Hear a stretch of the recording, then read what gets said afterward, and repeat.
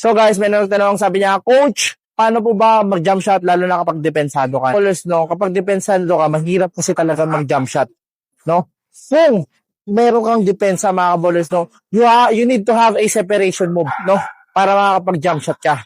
Ang nangyayari kasi mga ballers, pinipilit nyo pa rin jump shot kahit depensado na kayo, no? Depensado nga di wag kayo mag-jump shot, no? So, ang kailangan nyo gawin, you need to have a separation move. Like, for example, di mo depensa to. Ang hirap jump shot, no? So, ang separation move mga ballers, no, ganito siya, no? Kapag dumidepensa siya, separation move, no, pwede kang pag-separation, step back. Then, shoot, no? So, yun yung mga separation move.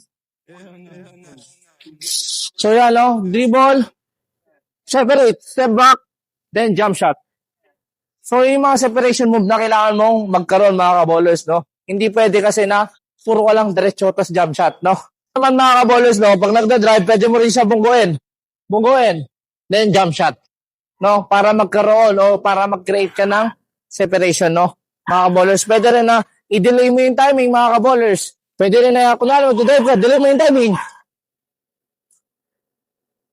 So, yun na mga ballers, no, yung kailangan mo gawin, magkaroon ka ng separation, you have to bump, and then delay the timing of your jump shot, no, mga kaballers, no, hindi pwede na, mabilis lang tapos tira, kailangan mabilis, mabagal, bagal, bilis, then jump shot. So, yun mga kaballers, no, yung tip ko sa'yo, para hindi ka na madepensahan kung gusto mo mag-jump shot.